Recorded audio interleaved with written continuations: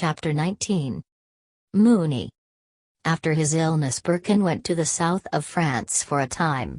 He did not write, nobody heard anything of him. Ursula, left alone, felt as if everything were lapsing out. There seemed to be no hope in the world.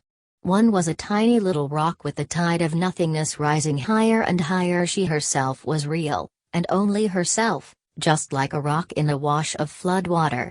The rest was all nothingness. She was hard and indifferent, isolated in herself. There was nothing for it now, but contemptuous, resistant indifference. All the world was elapsing into a grayish wash of nothingness. She had no contact and no connection anywhere. She despised and detested the whole show. From the bottom of her heart, from the bottom of her soul, she despised and detested people, adult people. She loved only children and animals. Children she loved passionately, but coldly. They made her want to hug them, to protect them, to give them life. But this very love, based on pity and despair, was only a bondage and a pain to her. She loved best of all the animals, that were single and unsocial as she herself was. She loved the horses and cows in the field. Each was single unto itself, magical. It was not referred away to some detestable social principle. It was incapable of soulfulness and tragedy, which she detested so profoundly. She could be very pleasant and flattering, almost subservient, to people she met. But no one was taken in. Instinctively each felt her contemptuous mockery of the human being in himself, or herself. She had a profound grudge against the human being. That which the word human stood for was despicable and repugnant to her. Mostly her heart was closed in this hidden, unconscious strain of contemptuous ridicule.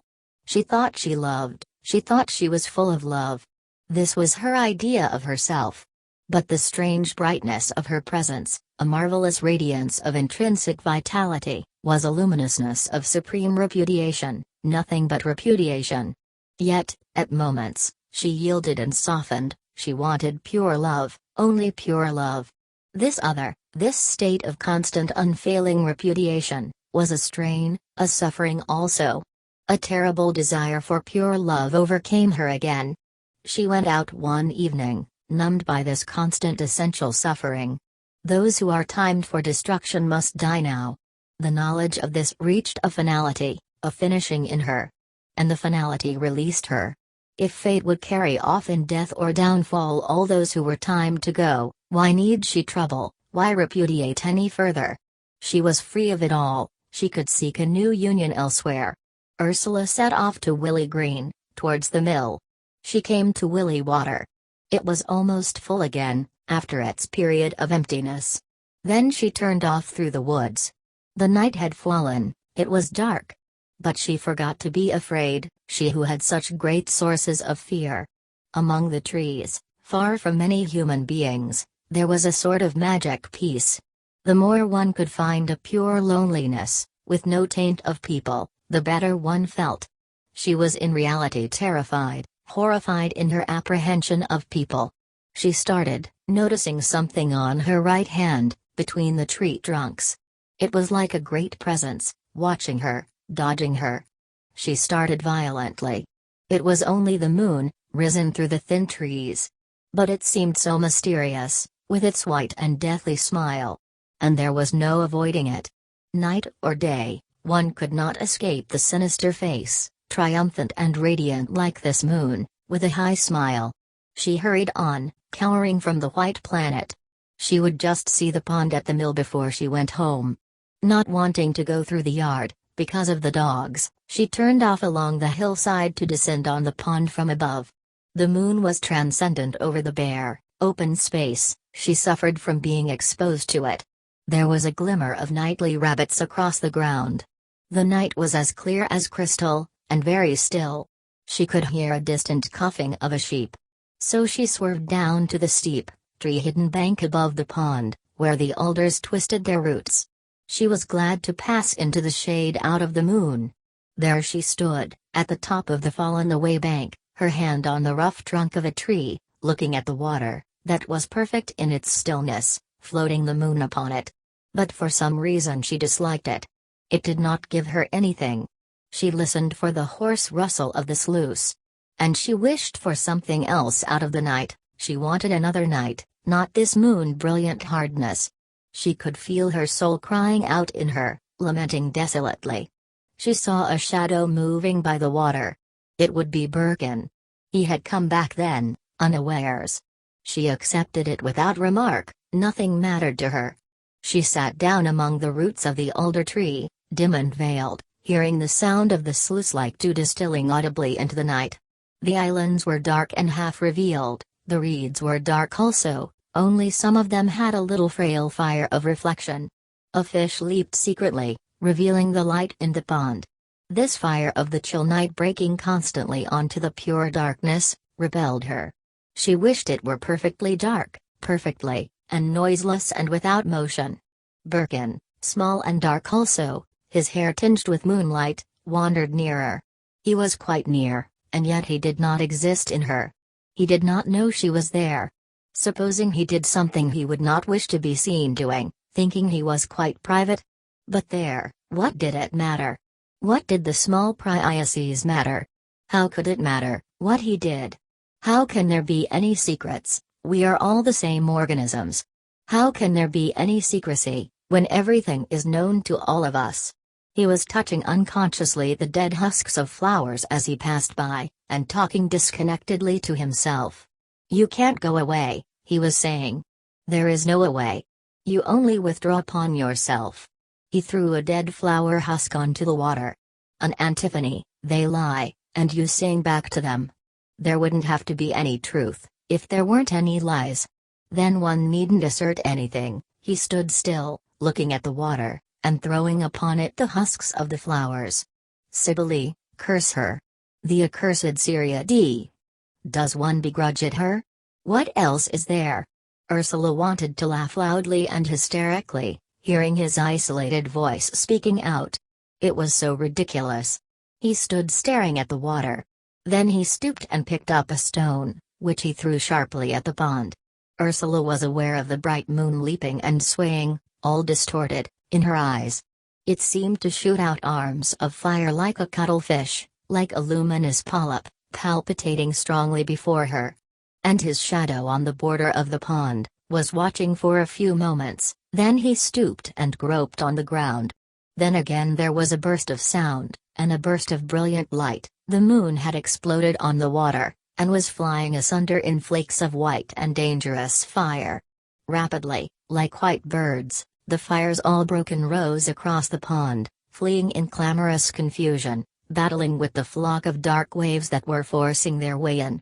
The furthest waves of light, fleeing out, seemed to be clamoring against the shore for escape. The waves of darkness came in heavily, running under towards the center. But at the center, the heart of all, was still a vivid, incandescent quivering of a white moon not quite destroyed, a white body of fire writhing and striving and not even now broken open, not yet violated. It seemed to be drawing itself together with strange, violent bangs, in blind effort. It was getting stronger, it was reasserting itself, the inviolable moon. And the rays were hastening in thin lines of light, to return to the strengthened moon, that shook upon the water in triumphant reassumption.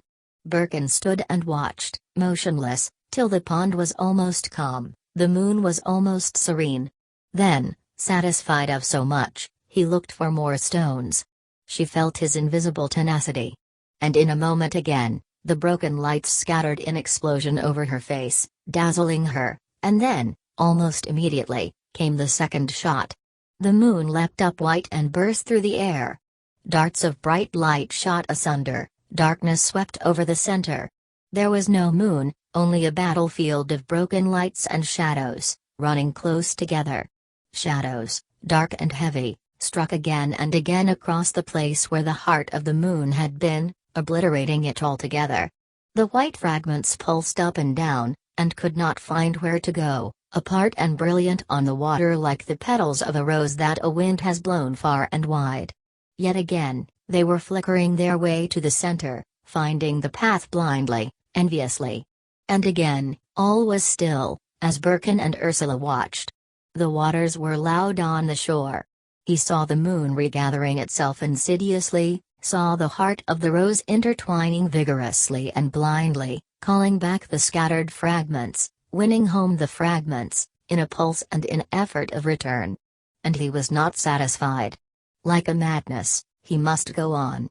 He got large stones, and threw them, one after the other, at the white burning center of the moon, till there was nothing but a rocking of hollow noise, and a pond surged up, no moon any more, only a few broken flakes tangled and glittering broadcast in the darkness, without aim or meaning, a darkened confusion, like a black and white kaleidoscope tossed at random. The hollow night was rocking and crashing with noise, and from the sluice came sharp, regular flashes of sound. Flakes of light appeared here and there, glittering tormented among the shadows, far off, in strange places, among the dripping shadow of the willow on the island. Birkin stood and listened and was satisfied. Ursula was dazed, her mind was all gone. She felt she had fallen to the ground and was spilled out, like water on the earth. Motionless and spent she remained in the gloom. Though even now she was aware, unseeing, that in the darkness was a little tumult of ebbing flakes of light, a cluster dancing secretly and around, twining and coming steadily together. They were gathering a heart again, they were coming once more into being. Gradually the fragments caught together, reunited, heaving, rocking, dancing, falling back as in panic, but working their way home again persistently, making semblance of fleeing away when they had advanced, but always flickering nearer, a little closer to the mark, the cluster growing mysteriously larger and brighter, as gleam after gleam fell in with the whole, until a ragged rose, a distorted, frayed moon was shaking upon the waters again, reasserted, renewed, trying to recover from its convulsion, to get over the disfigurement and the agitation, to be whole and composed, at peace. Birkin lingered vaguely by the water. Ursula was afraid that he would stone the moon again. She slipped from her seat and went down to him, saying, "You won't throw stones at it any more, will you? How long have you been there? All the time. You won't throw any more stones, will you?" "I wanted to see if I could make it be quite gone off the pond," he said. "Yes, it was horrible, really. Why should you hate the moon? It hasn't done you any harm, has it? Was it hate?" he said. And they were silent for a few minutes. "When did you come back?" she said. "Today. Why did you never write?" "I could find nothing to say." "Why was there nothing to say?" "I don't know." "Why are there no daffodils now?" "No." Again there was a space of silence. Ursula looked at the moon. It had gathered itself together, and was quivering slightly. "Was it good for you, to be alone?" she asked. "Perhaps. Not that I know much. But I got over a good deal." "Did you do anything important?" "No. I looked at England, and thought I'd done with it." "Why England?" he asked in surprise. "I don't know, it came like that. It isn't a question of nations," he said. "France is far worse." "Yes, I know. I felt I'd done with it all." They went and sat down on the roots of the trees, in the shadow. And being silent, he remembered the beauty of her eyes, which were sometimes filled with light, like spring, suffused with wonderful promise. So he said to her, slowly, with difficulty, "There is a golden light in you, which I wish you would give me." It was as if he had been thinking of this for some time. She was startled, she seemed to leap clear of him. Yet also she was pleased. "What kind of a light?" she asked. But he was shy, and did not say any more. So the moment passed for this time. And gradually a feeling of sorrow came over her. "My life is unfulfilled," she said. "Yes," he answered briefly, not wanting to hear this. "And I feel as if nobody could ever really love me," she said. But he did not answer. "You think, don't you," she said slowly, "that I only want physical things? It isn't true. I want you to serve my spirit. I know you do. I know you don't want physical things by themselves. But, I want you to give your spirit to me, that golden light which is you, which you don't know, give it me." After a moment's silence she replied, "But how can I, you don't love me." You only want your own ends. You don't want to serve me, and yet you want me to serve you. It is so one-sided. It was a great effort to him to maintain this conversation, and to press for the thing he wanted from her, the surrender of her spirit. It is different, he said. The two kinds of service are so different. I serve you in another way, not through yourself, somewhere else. But I want us to be together without bothering about ourselves, to be really together because we are together, as if it were a phenomenon, not a thing we have to maintain by our own effort. No, she said, pondering. You are just egocentric. You never have any enthusiasm, you never come out with any spark towards me. You want yourself, really, and your own affairs. And you want me just to be there, to serve you. But this only made him shut off from her. Ah well, he said, words make no matter, anyway. The thing is between us, or it isn't. You don't even love me, she cried. I do, he said angrily. But I want. His mind saw again the lovely golden light of spring transfused through her eyes, as through some wonderful window. And he wanted her to be with him there, in this world of proud indifference. But what was the good of telling her he wanted this company in proud indifference? What was the good of talking, anyway? It must happen beyond the sound of words. It was merely ruinous to try to work her by conviction. This was a paradisal bird that could never be netted. It must fly by itself to the heart. I always think I am going to be loved, and then I am let down. You don't love me, you know. You don't want to serve me. You only want yourself. A shiver of rage went over his veins, at this repeated, you don't want to serve me.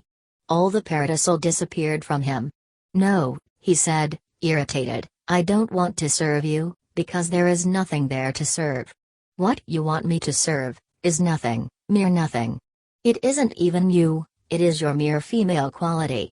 And I wouldn't give a straw for your female ego, it's a rag doll. Ha! She laughed in mockery. That's all you think of me, is it? And then you have the impudence to say you love me. She rose in anger, to go home. You want the paradisal unknowing, she said, turning round on him as he still sat half visible in the shadow. I know what that means. Thank you. You want me to be your thing, never to criticize you or to have anything to say for myself. You want me to be a mere thing for you. No thank you. If you want that, there are plenty of women who will give it to you.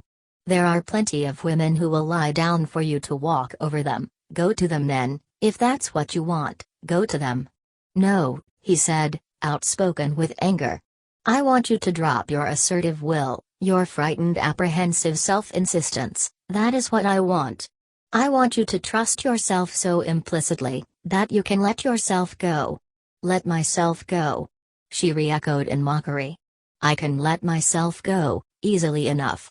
It is you who can't let yourself go, it is you who hang on to yourself as if it were your only treasure. You're the Sunday school teacher, you preacher. The amount of truth that was in this made him stiff and unheeding of her. I don't mean let yourself go in the Dionysic ecstatic way, he said. I know you can do that. But I hate ecstasy, Dionysic or any other. It's like going round in a squirrel cage. I want you not to care about yourself, just to be there and not to care about yourself, not to insist, be glad and sure and indifferent. Who insists? She mocked. Who is it that keeps on insisting? It isn't me. There was a weary, mocking bitterness in her voice. He was silent for some time. I know, he said. While ever either of us insists to the other, we are all wrong. But there we are, the accord doesn't come. They sat in stillness under the shadow of the trees by the bank. The night was white around them, they were in the darkness, barely conscious. Gradually, the stillness and peace came over them. She put her hand tentatively on his. Their hands clasped softly and silently, in peace. Do you really love me? She said. He laughed. I call that your war cry, he replied, amused. Why? She cried, amused and really wondering. Your insistence, your war cry, a Brangwen, an old battle cry. Yours is, do you love me? Yield, knave, or die. No, she said, pleading, not like that. Not like that. But I must know that you love me, mustn't I? Well then, know it and have done with it. But do you? Yes, I do. I love you, and I know it's final. It is final, so why say any more about it? She was silent for some moments, in delight and doubt. Are you sure? She said, nestling happily near to him. Quite sure, so now have done, accept it and have done. She was nestled quite close to him. Have done with what? She murmured, happily. With bothering, he said. She clung nearer to him. He held her close, and kissed her softly, gently. It was such peace and heavenly freedom, just to fold her and kiss her gently, and not to have any thoughts or any desires or any will, just to be still with her, to be perfectly still and together, in a peace that was not sleep, but content and bliss. To be content in bliss, without desire or insistence anywhere, this was heaven, to be together in happy stillness. For a long time she nestled to him, and he kissed her softly, her hair, her face, her ears, gently, softly, like dew falling. But this warm breath on her ears disturbed her again, kindled the old destructive fires. She cleaved to him, and he could feel his blood changing like quicksilver. But we'll be still, shall we? He said. Yes, she said, as if submissively. And she continued to nestle against him. But in a little while she drew away and looked at him. I must be going home, she said. Must you? How sad, he replied. She leaned forward and put up her mouth to be kissed. Are you really sad? She murmured, smiling. Yes, he said, I wish we could stay as we were, always. Always. Do you? She murmured, as he kissed her. And then, out of a full throat, she crooned, kiss me. Kiss me. And she cleaved close to him. He kissed her many times. But he too had his idea and his will. He wanted only gentle communion, no other, no passion now. So that soon she drew away, put on her hat and went home. The next day, however, he felt wistful and yearning. He thought he had been wrong, perhaps. Perhaps he had been wrong to go to her with an idea of what he wanted. Was it really only an idea, or was it the interpretation of a profound yearning? If the latter, how was it he was always talking about sensual fulfillment? The two did not agree very well. Suddenly he found himself face to face with a situation. It was as simple as this, fatally simple. On the one hand, he knew he did not want a further sensual experience, something deeper, darker, than ordinary life could give. He remembered the African fetishes he had seen at holidays so often. There came back to him one, a statuette about 2 feet high, a tall, slim, elegant figure from West Africa, in dark wood, glossy and suave. It was a woman, with hair dressed high, like a melon-shaped dome. He remembered her vividly. She was one of his soul's intimates. Her body was long and elegant, her face was crushed tiny like a beetle's. She had rows of round heavy collars, like a column of quoits, on her neck. He remembered her astonishing cultured elegance, her diminished, beetle face, the astounding long elegant body, on short, ugly legs, with such protuberant buttocks, so weighty and unexpected below her slim long loins. She knew what he himself did not know. She had thousands of years of purely sensual, purely unspiritual knowledge behind her. It must have been thousands of years since her race had died, mystically, that is, since the relation between the senses and the outspoken mind had broken, leaving the experience all in one sort, mystically sensual. Thousands of years ago, that which was immanent in himself must have taken place in these Africans, the goodness, the holiness, the desire for creation and productive happiness must have lapsed, leaving the single impulse for knowledge in one sort, mindless progressive knowledge through the senses, knowledge arrested and ending in the senses, mystic knowledge in disintegration and dissolution, knowledge such as the beetles have, which live purely within the world of corruption and cold dissolution.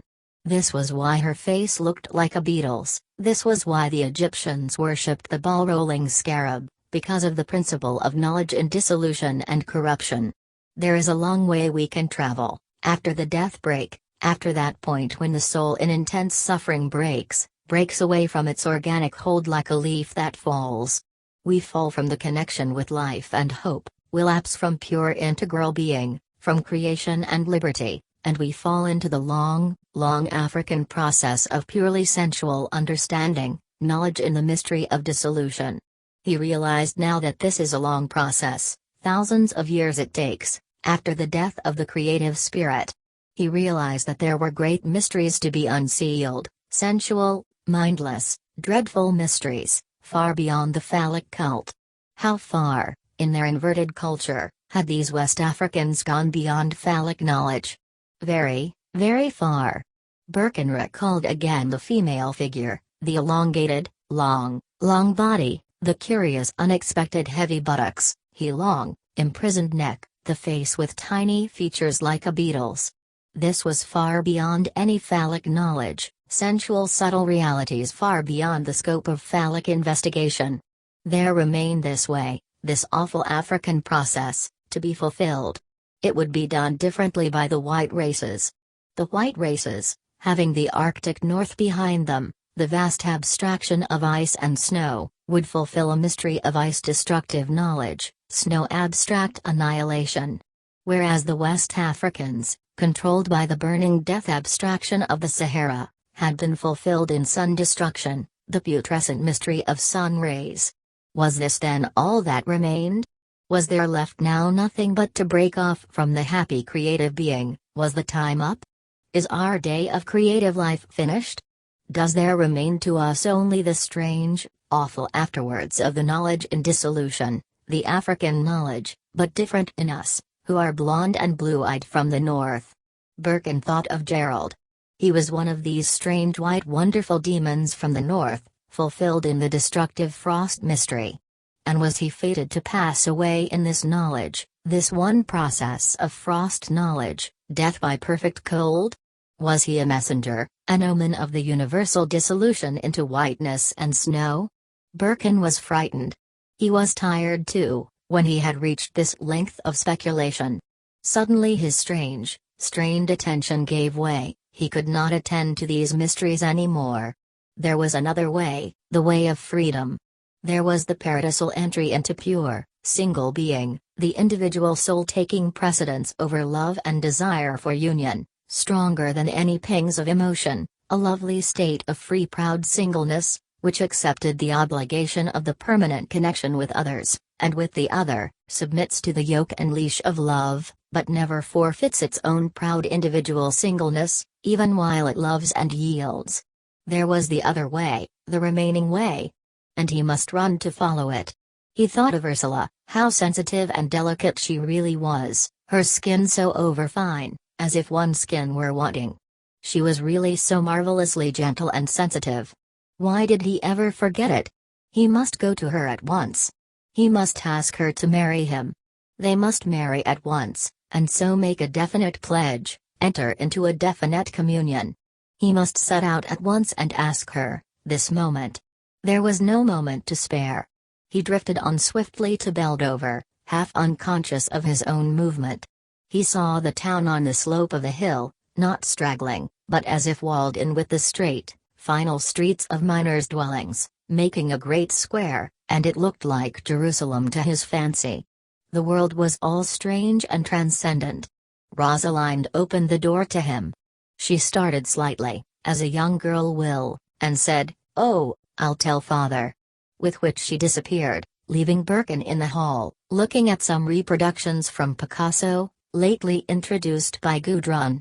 He was admiring the almost wizard, sensuous apprehension of the earth, when Will Brangwen appeared, rolling down his shirt sleeves. "Well," said Brangwen, "I'll get a coat." And he too disappeared for a moment.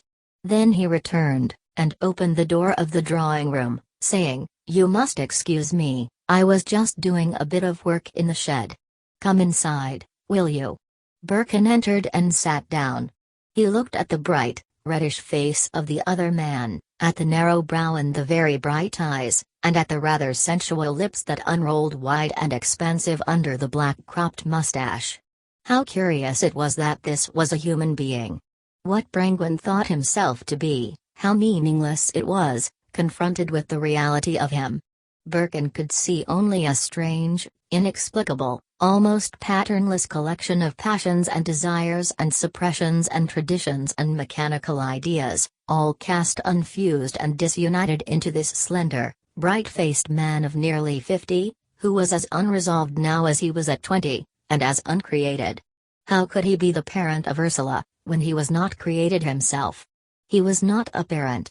A slip of living flesh had been transmitted through him, but the spirit had not come from him. The spirit had not come from any ancestor, it had come out of the unknown. A child is the child of the mystery, or it is uncreated. "The weather's not so bad as it has been," said Brangwen, after waiting a moment. There was no connection between the two men. "No," said Birkin. "It was full moon 2 days ago." "Oh. You believe in the moon then, affecting the weather?" "No, I don't think I do. I don't really know enough about it. You know what they say? The moon and the weather may change together, but the change of the moon won't change the weather." "Is that it?" said Birkin. "I hadn't heard it." There was a pause. Then Birkin said, "Am I hindering you? I called to see Ursula, really. Is she at home?"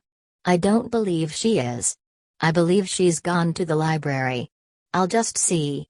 Birkin could hear him inquiring in the dining room. "No," he said, coming back. "But she won't be long. You wanted to speak to her?" Birkin looked across at the other man with curious calm, clear eyes. "As a matter of fact," he said, "I wanted to ask her to marry me." A point of light came on the golden brown eyes of the elder man. "Oh?" he said, looking at Birkin, then dropping his eyes before the calm, steadily watching look of the other. "Was she expecting you then?" "No," said Birkin. "No? I didn't know anything of this sort was on foot." Brangwen smiled awkwardly. Birkin looked back at him, and said to himself, "I wonder why it should be on foot." Aloud he said, "No, it's perhaps rather sudden."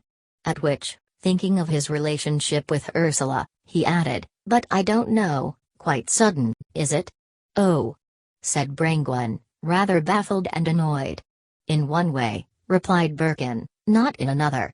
There was a moment's pause, after which Brangwen said, "Well, she pleases herself." "Oh yes," said Birkin, calmly. A vibration came into Brangwen's strong voice, as he replied, "Though I shouldn't want her to be in too big a hurry, either. It's no good looking round afterwards, when it's too late." "Oh, it need never be too late," said Birkin, "as far as that goes." "How do you mean?" asked the father. "If one repents being married, the marriage is at an end," said Birkin. "You think so?" "Yes." "Eh, well that may be your way of looking at it." Birkin, in silence, thought to himself, "So it may. As for your way of looking at it, William Brangwen, it needs a little explaining." "I suppose," said Brangwen, "you know what sort of people we are? What sort of a bringing up she's had." "She," thought Birkin to himself, remembering his childhood's corrections, "is the cat's mother. Do I know what sort of a bringing up she's had?" he said aloud. He seemed to annoy Brangwen intentionally. "Well," he said, "she's had everything that's right for a girl to have, as far as possible, as far as we could give it her." "I'm sure she has," said Birkin, which caused a perilous full stop. The father was becoming exasperated. There was something naturally irritant to him in Birkin's mere presence. "And I don't want to see her going back on it all," he said, in a clanging voice. "Why?" said Birkin. This monosyllable exploded in Brangwen's brain like a shot. "Why? I don't believe in your newfangled ways and newfangled ideas, in and out like a frog in a gallipot. It would never do for me." Birkin watched him with steady emotionless eyes. The radical antagonism in the two men was rousing. "Yes, but are my ways and ideas newfangled?"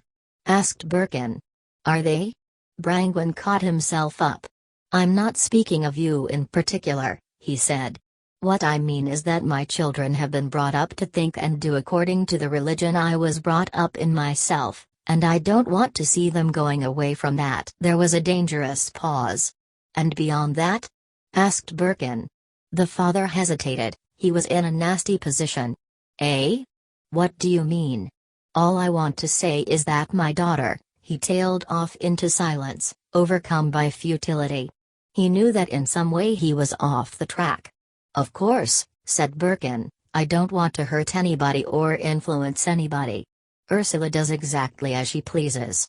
There was a complete silence, because of the utter failure in mutual understanding. Birkin felt bored. Her father was not a coherent human being, he was a room full of old echoes. The eyes of the younger man rested on the face of the elder. Brangwen looked up, and saw Birkin looking at him. His face was covered with inarticulate anger and humiliation and sense of inferiority in strength. "And as for beliefs, that's one thing," he said. "But I'd rather see my daughters dead tomorrow than that they should be at the beck and call of the first man that likes to come and whistle for them." A queer painful light came into Birkin's eyes. "As to that," he said, "I only know that it's much more likely that it's I who am at the beck and call of the woman, than she at mine." Again there was a pause. The father was somewhat bewildered. "I know," he said, "she'll please herself, she always has done. I've done my best for them, but that doesn't matter. They've got themselves to please, and if they can help it they'll please nobody but themselves. But she's a right to consider her mother, and me as well." Brangwen was thinking his own thoughts. "And I tell you this much, I would rather bury them than see them getting into a lot of loose ways such as you see everywhere nowadays." "I'd rather bury them, yes, but, you see," said Birkin slowly, rather wearily, bored again by this new turn, "they won't give either you or me the chance to bury them, because they're not to be buried." Brangwen looked at him in a sudden flare of impotent anger. "Now, Mr. Birkin," he said, "I don't know what you've come here for, and I don't know what you're asking for. But my daughters are my daughters, and it's my business to look after them while I can." Birkin's brows knitted suddenly, his eyes concentrated in mockery. But he remained perfectly stiff and still. There was a pause. "I've nothing against your marrying Ursula," Brangwen began at length. "It's got nothing to do with me, she'll do as she likes, me or no me." Birkin turned away, looking out of the window and letting go his consciousness. After all, what good was this? It was hopeless to keep it up. He would sit on till Ursula came home, then speak to her, then go away. He would not accept trouble at the hands of her father. It was all unnecessary, and he himself need not have provoked it. The two men sat in complete silence, Birkin almost unconscious of his own whereabouts. He had come to ask her to marry him, well then, he would wait on, and ask her. As for what she said, whether she accepted or not, he did not think about it. He would say what he had come to say, and that was all he was conscious of. He accepted the complete insignificance of this household, for him. But everything now was as if fated. He could see one thing ahead, and no more. From the rest, he was absolved entirely for the time being. It had to be left to fate and chance to resolve the issues. At length they heard the gate. They saw her coming up the steps with a bundle of books under her arm. Her face was bright and abstracted as usual, with the abstraction, that look of being not quite there, not quite present to the facts of reality, that galled her father so much. She had a maddening faculty of assuming a line of her own, which excluded the reality, and within which she looked radiant as if in sunshine. They heard her go into the dining room, and drop her armful of books on the table. "Did you bring me that girl's own?" cried Rosalind. "Yes, I brought it. But I forgot which one it was you wanted." "You would," cried Rosalind angrily. "It's right for a wonder." Then they heard her say something in a lowered tone. "Where?" cried Ursula. Again her sister's voice was muffled. Brangwen opened the door, and called, in his strong, brazen voice, "Ursula." She appeared in a moment, wearing her hat. "Oh, how do you do?" she cried, seeing Birkin, and all dazzled as if taken by surprise. He wondered at her, knowing she was aware of his presence. She had her queer, radiant, breathless manner, as if confused by the actual world, unreal to it, having a complete bright world of herself alone. "Have I interrupted a conversation?" she asked. "No, only a complete silence," said Birkin. "Oh," said Ursula, vaguely, absent. Their presence was not vital to her, she was withheld, she did not take them in. It was a subtle insult that never failed to exasperate her father. "Mr. Birkin came to speak to you, not to me," said her father. "Oh, did he?" she exclaimed vaguely, as if it did not concern her. Then, recollecting herself, she turned to him rather radiantly, but still quite superficially, and said, "Was it anything special?" "I hope so," he said, ironically. "To propose to you, according to all accounts," said her father. "Oh," said Ursula. "Oh," mocked her father, imitating her. "Have you nothing more to say?" She winced as if violated. "Did you really come to propose to me?" she asked of Birkin, as if it were a joke. "Yes," he said. "I suppose I came to propose." He seemed to fight shy of the last word. "Did you?" she cried, with her vague radiance. He might have been saying anything whatsoever. She seemed pleased. "Yes," he answered. I wanted you to agree to marry me." She looked at him. His eyes were flickering with mixed lights, wanting something of her, yet not wanting it. She shrank a little, as if she were exposed to his eyes, and as if it were a pain to her. She darkened, her soul clouded over, she turned aside.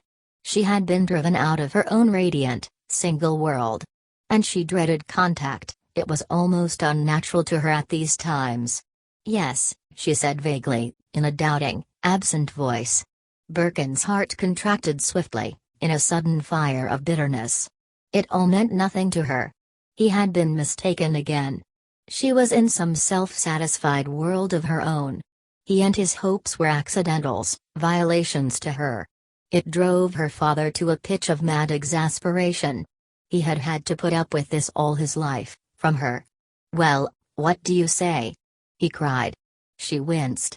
Then she glanced down at her father, half frightened, and she said, "I didn't speak, did I?" As if she were afraid she might have committed herself. "No," said her father, exasperated.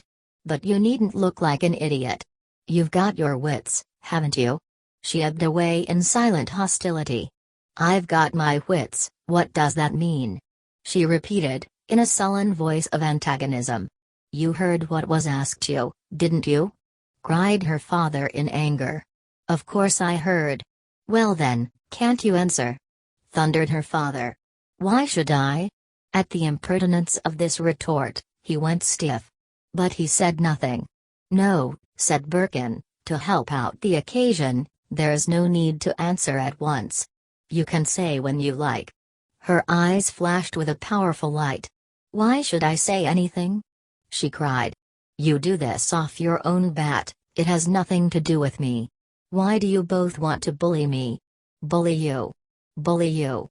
cried her father, in bitter, rancorous anger. "Bully you? Why, it's a pity you can't be bullied into some sense and decency. Bully you? You'll see to that, you self-willed creature."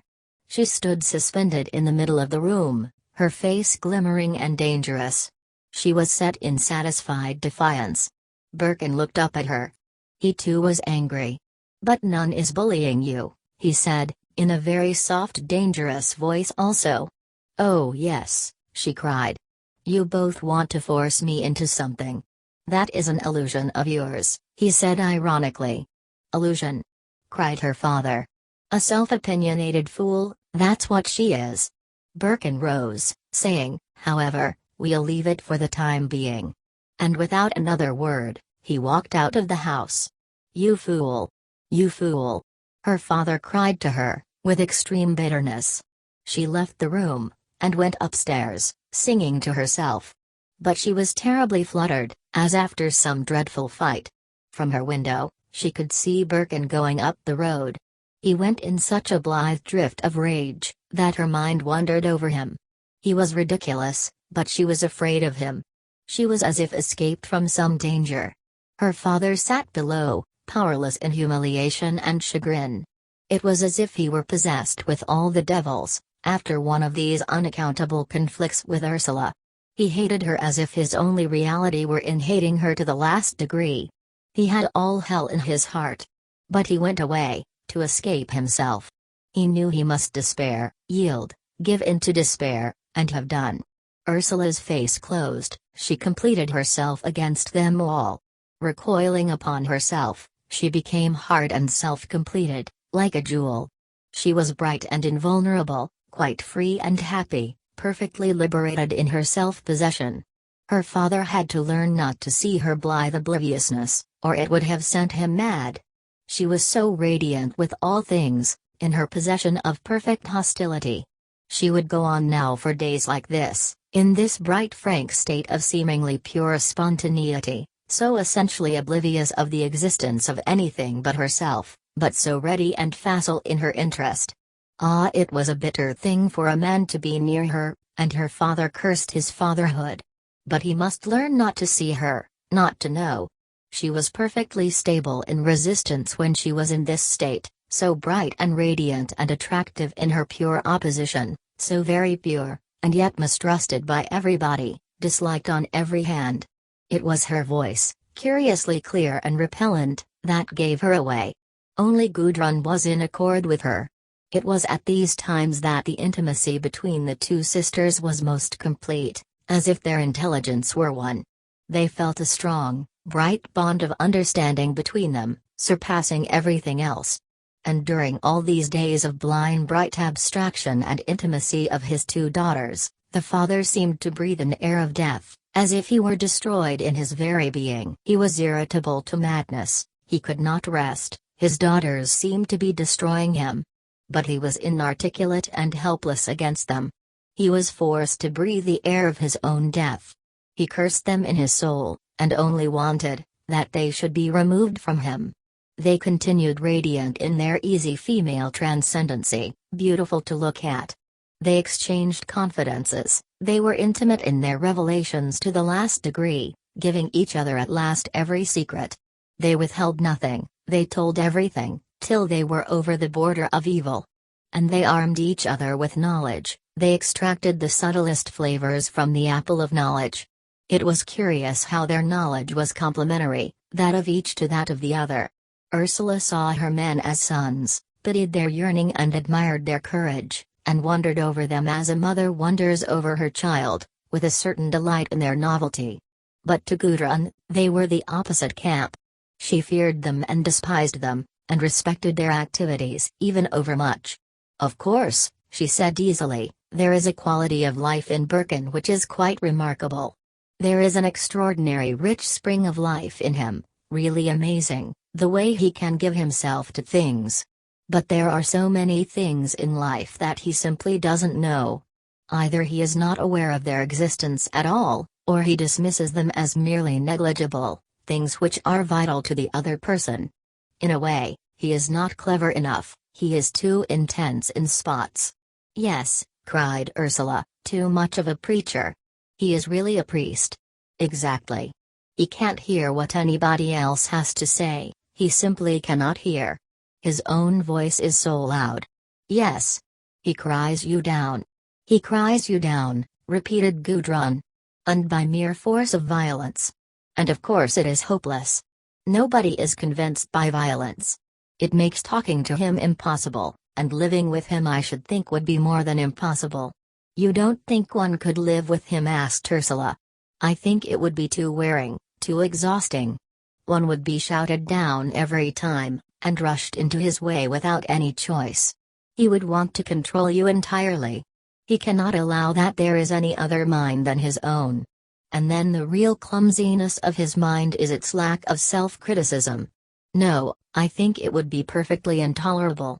Yes, assented Ursula vaguely. She only half agreed with Gudrun.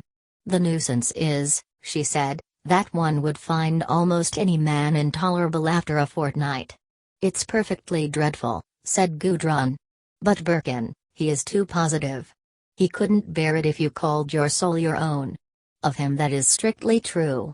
Yes, said Ursula. You must have his soul. Exactly. And what can you conceive more deadly? This was also true, that Ursula felt jarred to the bottom of her soul with ugly distaste. She went on, with the discord jarring and jolting through her, in the most barren of misery. Then there started a revulsion from Gudrun. She finished life off so thoroughly, she made things so ugly and so final. As a matter of fact, even if it were as Gudrun said, about Birkin, other things were true as well. But Gudrun would draw two lines under him and cross him out like an account that is settled. There he was, summed up, paid for, settled, done with. And it was such a lie. This finality of Gudrun's, this dispatching of people and things in a sentence, it was all such a lie. Ursula began to revolt from her sister. One day as they were walking along the lane, they saw a robin sitting on the top twig of a bush, singing shrilly. The sisters stood to look at him. An ironical smile flickered on Gudrun's face. "Doesn't he feel important?" smiled Gudrun. "Doesn't he?" exclaimed Ursula, with a little ironical grimace. "Isn't he a little Lloyd George of the air? Isn't he? Little Lloyd George of the air. That's just what they are," cried Gudrun in delight. Then for days, Ursula saw the persistent, obtrusive birds as stout, short politicians lifting up their voices from the platform, little men who must make themselves heard at any cost. But even from this there came the revulsion. Some yellow hammers suddenly shot along the road in front of her. And they looked to her so uncanny and inhuman, like flaring yellow barbs shooting through the air on some weird, living errand, that she said to herself, after all, it is impudence to call them little Lloyd Georges. They are really unknown to us, they are the unknown forces. It is impudence to look at them as if they were the same as human beings. They are of another world. How stupid anthropomorphism is. Gudrun is really impudent, insolent, making herself the measure of everything, making everything come down to human standards. Rupert is quite right, human beings are boring, painting the universe with their own image. The universe is non-human. Thank God. It seemed to her irreverence, destructive of all true life, to make little Lloyd Georges of the birds. It was such a lie towards the robins, and such a defamation. Yet she had done it herself. But under Gudrun's influence, so she exonerated herself. So she withdrew away from Gudrun and from that which she stood for, she turned in spirit towards Birkin again. She had not seen him since the fiasco of his proposal. She did not want to, because she did not want the question of her acceptance thrust upon her. She knew what Birkin meant when he asked her to marry him, vaguely, without putting it into speech, she knew. She knew what kind of love, what kind of surrender he wanted. And she was not at all sure that this was the kind of love that she herself wanted. She was not at all sure that it was this mutual unison in separateness that she wanted. She wanted unspeakable intimacies. She wanted to have him, utterly, finally to have him as her own, oh, so unspeakably, in intimacy. To drink him down, like a life draught. She made great professions, to herself, of her willingness to warm his foot soles between her breasts, after the fashion of the nauseous Meredith poem. But only on condition that he, her lover, loved her absolutely, with complete self-abandon. And subtly enough, she knew he would never abandon himself finally to her. He did not believe in final self-abandonment. He said it openly. It was his challenge. She was prepared to fight him for it. For she believed in an absolute surrender to love. She believed that love far surpassed the individual. He said the individual was more than love, or than any relationship. For him, the bright, single soul accepted love as one of its conditions, a condition of its own equilibrium. She believed that love was everything. Man must render himself up to her. He must be coiffed to the dregs by her. Let him be her man utterly, and she in return would be his humble slave, whether she wanted it or not. Chapter 20. Gladiatorial. After the fiasco of the proposal, Birkin had hurried blindly away from Beldover, in a whirl of fury. He felt he had been a complete fool, that the whole scene had been a farce of the first water. But that did not trouble him at all. He was deeply, mockingly angry that Ursula persisted always in this old cry, "Why do you want to bully me?" And in her bright, insolent abstraction. He went straight to Shortlands.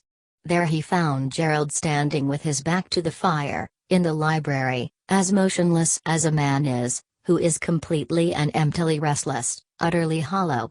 He had done all the work he wanted to do, and now there was nothing. He could go out in the car, he could run to town. But he did not want to go out in the car, he did not want to run to town, he did not want to call on the Thirlbys. He was suspended motionless, in an agony of inertia, like a machine that is without power. This was very bitter to Gerald, who had never known what boredom was, who had gone from activity to activity, never at a loss. Now, gradually, everything seemed to be stopping in him. He did not want any more to do the things that offered. Something dead within him just refused to respond to any suggestion.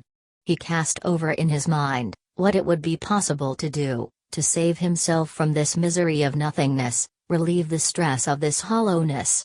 And there were only three things left, that would rouse him, make him live. One was to drink or smoke hashish, the other was to be soothed by Birkin, and the third was women. And there was no one for the moment to drink with. Nor was there a woman. And he knew Birkin was out. So there was nothing to do but to bear the stress of his own emptiness.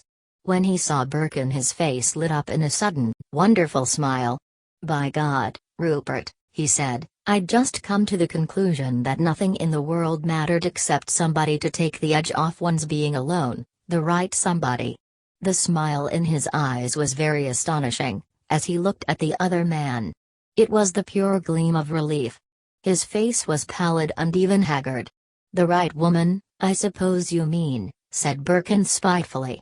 "Of course, for choice. Failing that, an amusing man." He laughed as he said it. Birkin sat down near the fire. "What were you doing?" he asked. "I? Nothing. I'm in a bad way just now, everything's on edge, and I can neither work nor play. I don't know whether it's a sign of old age, I'm sure." "You mean you're bored?" "Bored, I don't know. I can't apply myself. And I feel the devil is either very present inside me, or dead." Birkin glanced up and looked in his eyes. "You should try hitting something," he said. Gerald smiled. "Perhaps," he said. "So long as it was something worth hitting." "Quite," said Birkin, in his soft voice. There was a long pause during which each could feel the presence of the other. "One has to wait," said Birkin. "Ah God. Waiting. What are we waiting for?" "Some old Johnny says there are 3 cures for ennui, sleep, drink, and travel," said Birkin. "All cold eggs," said Gerald. "In sleep, you dream, in drink you curse, and in travel you yell at a porter. No, work and love are the 2. When you're not at work you should be in love." "Be it then," said Birkin. "Give me the object," said Gerald.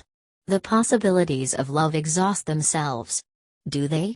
And then what?" "Then you die," said Gerald. "So you ought," said Birkin. "I don't see it," replied Gerald. He took his hands out of his trousers pockets, and reached for a cigarette. He was tense and nervous. He lit the cigarette over a lamp, reaching forward and drawing steadily. He was dressed for dinner, as usual in the evening, although he was alone. "There's a third one even tier too," said Birkin. "Work, love, and fighting. You forget the fight." "I suppose I do," said Gerald. "Did you ever do any boxing?" "No, I don't think I did," said Birkin. "Eh?" Gerald lifted his head and blew the smoke slowly into the air. "Why?" said Birkin. "Nothing. I thought we might have a round. It is perhaps true that I want something to hit. It's a suggestion." "So you think you might as well hit me?" said Birkin. "You? Well, perhaps. In a friendly kind of way, of course." "Quite," said Birkin, bitingly. Gerald stood leaning back against the mantelpiece. He looked down at Birkin, and his eyes flashed with a sort of terror like the eyes of a stallion, that are bloodshot and overwrought, turned glancing backwards in a stiff terror. I felt that if I don't watch myself, I shall find myself doing something silly, he said. Why not do it? Said Birkin coldly. Gerald listened with quick impatience.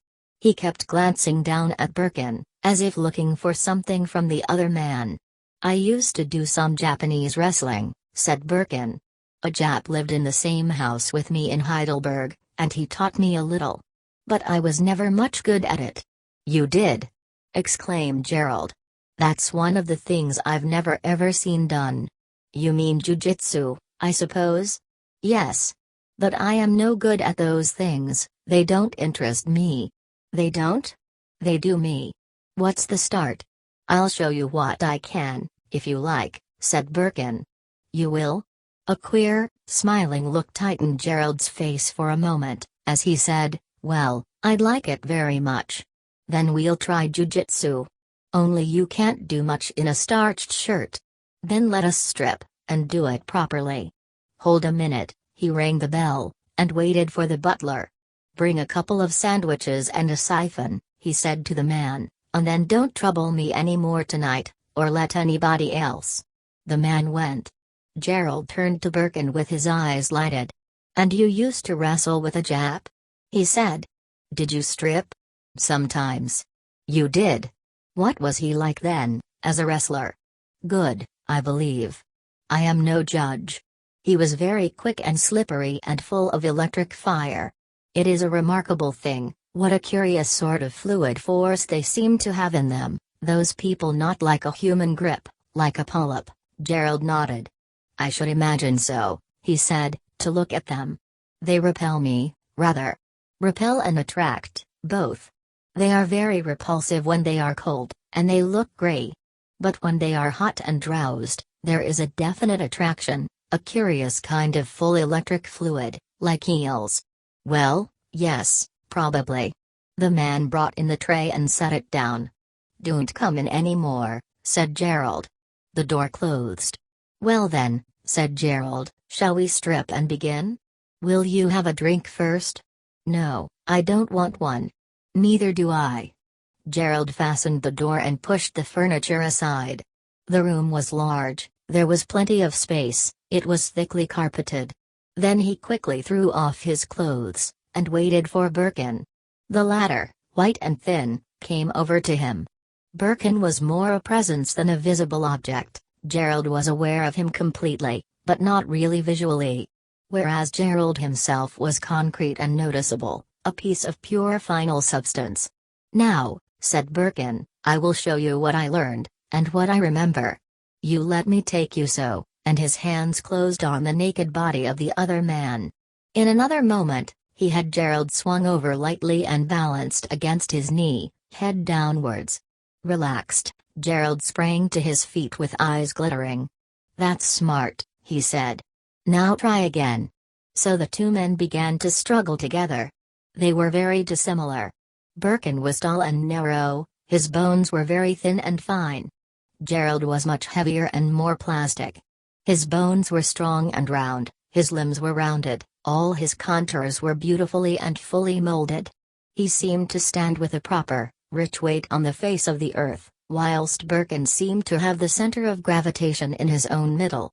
And Gerald had a rich, frictional kind of strength, rather mechanical, but sudden and invincible, whereas Birkin was abstract as to be almost intangible.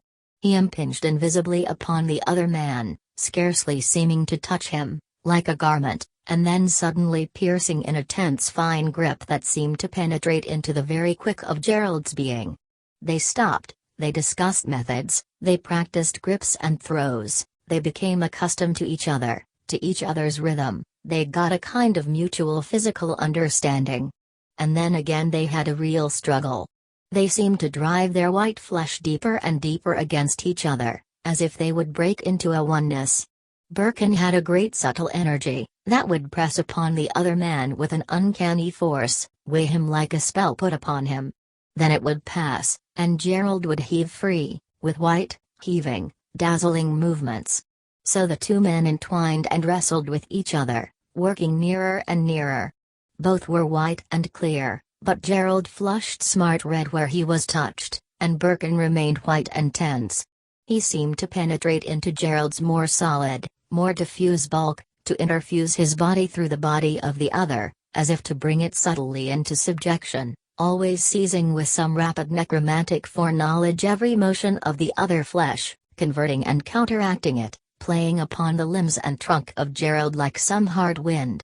It was as if Birkin's whole physical intelligence interpenetrated into Gerald's body, as if his fine, sublimated energy entered into the flesh of the fuller man, like some potency, casting a fine net, a prison, through the muscles into the very depths of Gerald's physical being.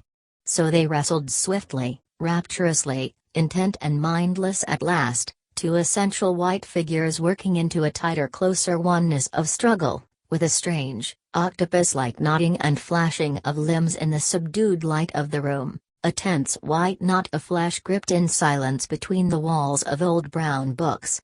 Now and again came a sharp gasp of breath, or a sound like a sigh, then the rapid thudding of movement on the thickly carpeted floor, then the strange sound of flesh escaping under flesh. Often, in the white interlaced knot of violent living being that swayed silently, there was no head to be seen, only the swift, tight limbs, the solid white backs, the physical junction of two bodies clenched into oneness. Then would appear the gleaming, ruffled head of Gerald, as the struggle changed, then for a moment the dun-colored, shadow-like head of the other man would lift up from the conflict, the eyes wide and dreadful and sightless. At length Gerald lay back inert on the carpet, his breast rising in great slow panting, whilst Birkin kneeled over him, almost unconscious. Birkin was much more exhausted. He caught little, short breaths, he could scarcely breathe any more. The earth seemed to tilt and sway, and a complete darkness was coming over his mind. He did not know what happened. He slid forward quite unconscious, over Gerald, and Gerald did not notice. Then he was half conscious again, aware only of the strange tilting and sliding of the world. The world was sliding, everything was sliding off into the darkness. And he was sliding, endlessly, endlessly away.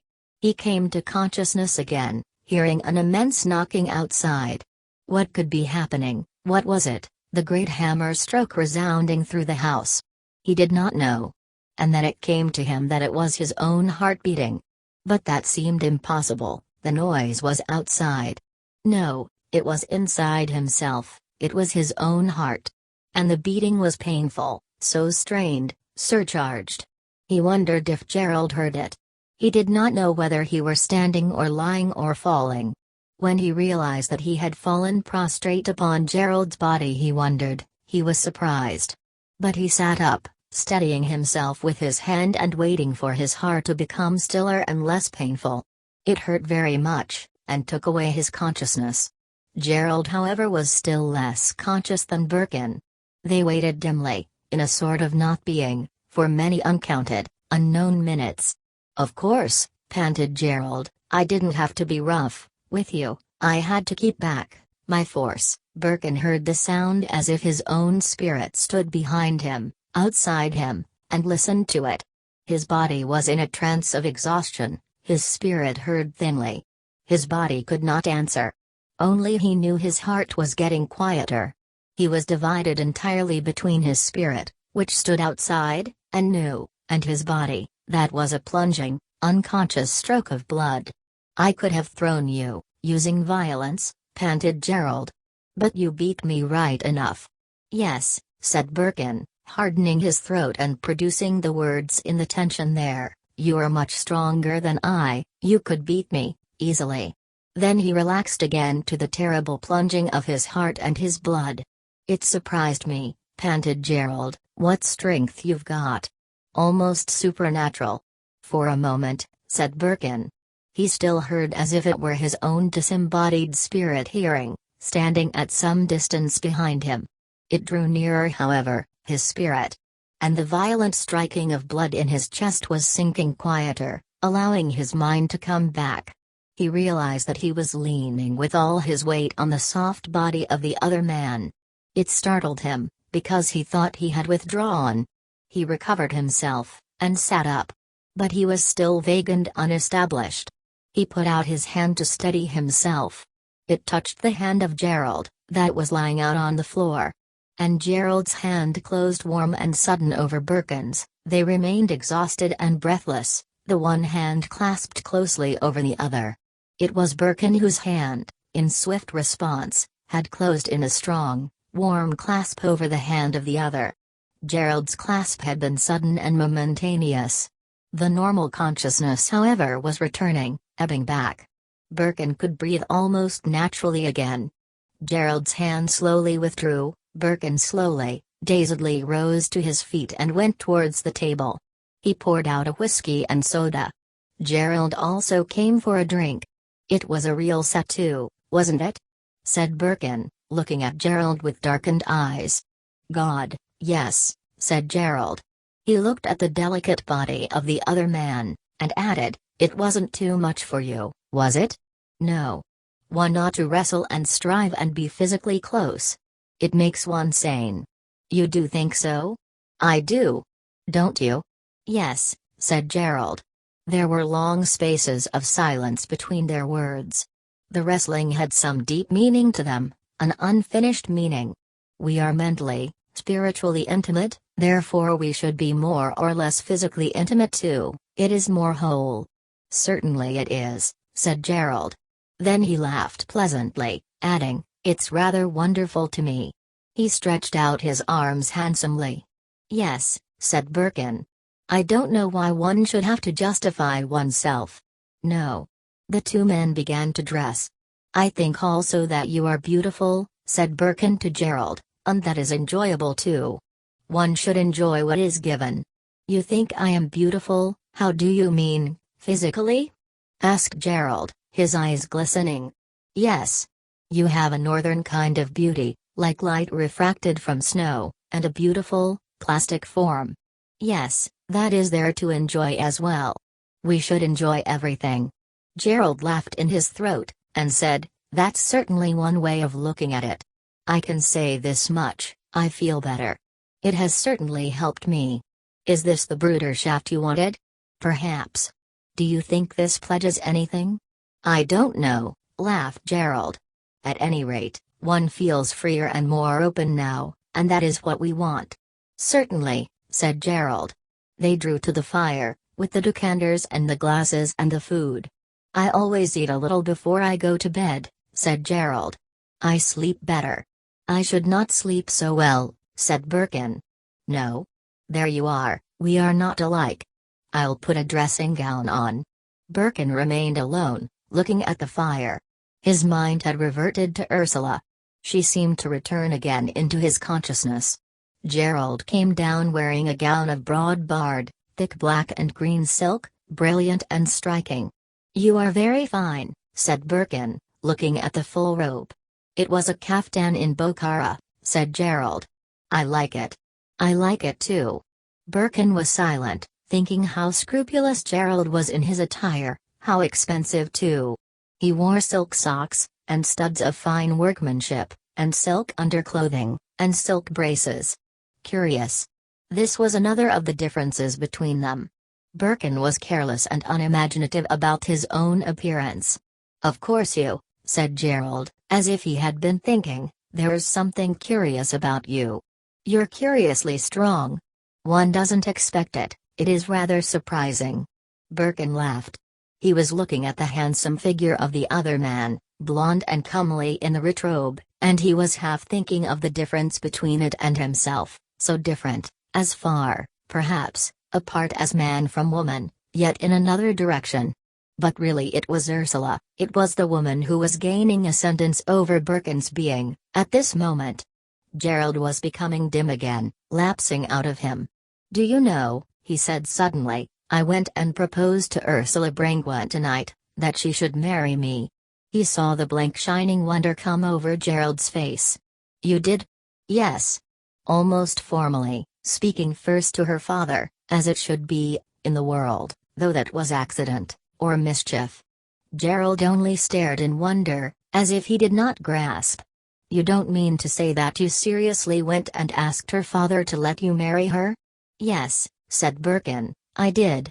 What, had you spoken to her before about it, then? No, not a word. I suddenly thought I would go there and ask her, and her father happened to come instead of her, so I asked him first. If you could have her? Concluded Gerald. Yes, that. And you didn't speak to her? Yes. She came in afterwards. So it was put to her as well. It was. And what did she say then? You're an engaged man? No, she only said she didn't want to be bullied into answering. She what? Said she didn't want to be bullied into answering. Said she didn't want to be bullied into answering. Why, what did she mean by that? Birkin raised his shoulders. Can't say, he answered. Didn't want to be bothered just then, I suppose. But is this really so? And what did you do then? I walked out of the house and came here. You came straight here? Yes. Gerald stared in amazement and amusement.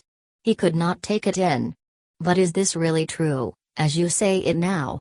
Word for word. It is? He leaned back in his chair, filled with delight and amusement. Well, that's good, he said. And so you came here to wrestle with your good angel, did you? Did I? Said Birkin. Well, it looks like it. Isn't that what you did? Now Birkin could not follow Gerald's meaning. And what's going to happen? Said Gerald.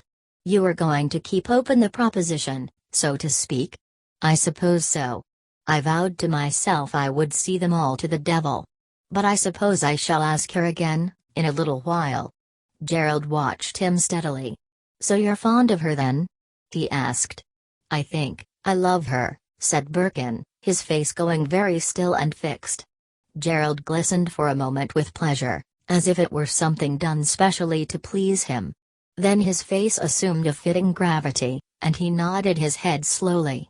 You know, he said, I always believed in love, true love. But where does one find it nowadays? I don't know, said Birkin. Very rarely, said Gerald. Then, after a pause, I've never felt it myself, not what I should call love. I've gone after women, and been keen enough over some of them. But I've never felt love.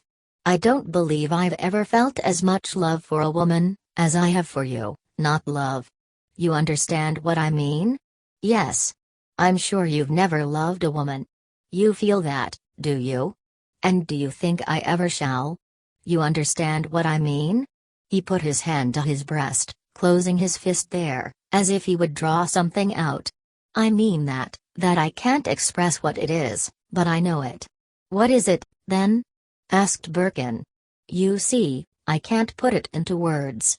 I mean, at any rate, something abiding, something that can't change. His eyes were bright and puzzled. Now do you think I shall ever feel that for a woman? He said, anxiously. Birkin looked at him, and shook his head. I don't know, he said. I could not say. Gerald had been on the qui-vive, as awaiting his fate. Now he drew back in his chair. No, he said, and neither do I, and neither do I. We are different, you and I, said Birkin. I can't tell your life. No, said Gerald, no more can I, but I tell you, I begin to doubt it. That you will ever love a woman? Well, yes, what you would truly call love, you doubt it. Well, I begin to. There was a long pause. Life has all kinds of things, said Birkin. There isn't only one road. Yes, I believe that too. I believe it. And mind you, I don't care how it is with me, I don't care how it is, so long as I don't feel. He paused, and a blank, barren look passed over his face, to express his feeling, so long as I feel I've lived, somehow, and I don't care how it is, but I want to feel that, fulfilled, said Birkin. Well, perhaps it is fulfilled, I don't use the same words as you. It is the same. Chapter 21. Threshold. Gudrun was away in London, having a little show of her work, with a friend, and looking round, preparing for flight from Beldover. Come what might, she would be on the wing in a very short time. She received a letter from Winifred Crich, ornamented with drawings. Father also has been to London, to be examined by the doctors. It made him very tired. They say he must rest a very great deal, so he is mostly in bed. He brought me a lovely tropical parrot in faience, of Dresden ware, also a man ploughing, and 2 mice climbing up a stalk, also in faience. The mice were Copenhagen ware. They are the best, but mice don't shine so much, otherwise they are very good. Their tails are slim and long. They all shine nearly like glass. Of course it is the glaze, but I don't like it. Gerald likes the man ploughing the best. His trousers are torn, he is ploughing with an ox, being I suppose a German peasant. It is all grey and white shirt and grey trousers, but very shiny and clean. Mr. Birkin likes the girl best, under the hawthorn blossom, with a lamb, and with daffodils painted on her skirts, in the drawing room. But that is silly, because the lamb is not a real lamb, and she is silly too. Dear Miss Brangwen, are you coming back soon? You are very much missed here. I enclose a drawing of father sitting up in bed. He says he hopes you are not going to forsake us. Oh dear Miss Brangwen, I am sure you won't. Do come back and draw the ferrets, they are the most lovely noble darlings in the world. We might carve them in Hollywood, playing against a background of green leaves. Oh do let us, for they are most beautiful. Father says we might have a studio. Gerald says we could easily have a beautiful one over the stables, it would only need windows to be put in the slant of the roof, which is a simple matter. Then you could stay here all day and work, and we could live in the studio, like 2 real artists, like the man in the picture in the hall, with the frying pan and the walls all covered with drawings. I long to be free, to live the free life of an artist. Even Gerald told father that only an artist is free, because he lives in a creative world of his own. Gudrun caught the drift of the family intentions, in this letter. Gerald wanted her to be attached to the household at Shortlands, he was using Winifred as his stalking horse. The father thought only of his child, he saw a rock of salvation in Gudrun. And Gudrun admired him for his perspicacity. The child, moreover, was really exceptional. Gudrun was quite content. She was quite willing, given a studio, to spend her days at Shortlands. She disliked the grammar school already thoroughly, she wanted to be free. If a studio were provided, she would be free to go on with her work, she would await the turn of events with complete serenity. And she was really interested in Winifred, she would be quite glad to understand the girl. So there was quite a little festivity on Winifred's account, the day Gudrun returned to Shortlands. You should make a bunch of flowers to give to Miss Brangwen when she arrives, Gerald said smiling to his sister. Oh no, cried Winifred, it's silly. Not at all. It is a very charming and ordinary attention. Oh, it is silly, protested Winifred, with all the extreme mauvaise honte of her years. Nevertheless, the idea appealed to her. She wanted very much to carry it out. She flitted round the greenhouses and the conservatory looking wistfully at the flowers on their stems. And the more she looked, the more she longed to have a bunch of the blossoms she saw, the more fascinated she became with her little vision of ceremony, and the more consumedly shy and self-conscious she grew, till she was almost beside herself. She could not get the idea out of her mind. It was as if some haunting challenge prompted her, and she had not enough courage to take it up.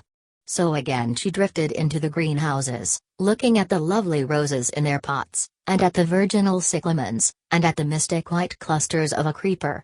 The beauty, oh the beauty of them, and oh the paradisal bliss, if she should have a perfect bouquet and could give it to Gudrun the next day. Her passion and her complete indecision almost made her ill. At last she slid to her father's side. Daddy, she said. What, my precious? But she hung back, the tears almost coming to her eyes, in her sensitive confusion. Her father looked at her, and his heart ran hot with tenderness, an anguish of poignant love. What do you want to say to me, my love? Daddy. Her eyes smiled laconically. Isn't it silly if I give Miss Brangwen some flowers when she comes? The sick man looked at the bright, knowing eyes of his child, and his heart burned with love. No, darling, that's not silly. It's what they do to queens. This was not very reassuring to Winifred. She half suspected that queens in themselves were a silliness. Yet she so wanted her little romantic occasion. "Shall I then?" she asked. "Give Miss Brangwen some flowers. Do, Birdie. Tell Wilson I say you are to have what you want." The child smiled a small, subtle, unconscious smile to herself, in anticipation of her way. "But I won't get them till tomorrow," she said. "Not till tomorrow, Birdie. Give me a kiss then." Winifred silently kissed the sick man, and drifted out of the room. She again went the round of the greenhouses and the conservatory, informing the gardener, in her high, peremptory, simple fashion, of what she wanted, telling him all the blooms she had selected. "What do you want these for?" Wilson asked. "I want them," she said. She wished servants did not ask questions. You've said as much. But what do you want them for decoration, or to send away, or what?" "I want them for a presentation bouquet." "A presentation bouquet? Who's coming then?" The Duchess of Portland. "No. Oh, not her? Well, you'll have a rare poppy show if you put all the things you've mentioned into your bouquet." "Yes, I want a rare poppy show." "You do? Then there's no more to be said." The next day Winifred, in a dress of silvery velvet, and holding a gaudy bunch of flowers in her hand, waited with keen impatience in the schoolroom, looking down the drive for Gudrun's arrival. It was a wet morning. Under her nose was the strange fragrance of hothouse flowers. The bunch was like a little fire to her. She seemed to have a strange new fire in her heart. This slight sense of romance stirred her like an intoxicant. At last she saw Gudrun coming, and she ran downstairs to warn her father and Gerald. They, laughing at her anxiety and gravity, came with her into the hall. The manservant came hastening to the door, and there he was, relieving Gudrun of her umbrella, and then of her raincoat. The welcoming party hung back till their visitor entered the hall. Gudrun was flushed with the rain, her hair was blown in loose little curls, she was like a flower just opened in the rain, the heart of the blossom just newly visible, seeming to emit a warmth of retained sunshine. Gerald winced in spirit, seeing her so beautiful and unknown.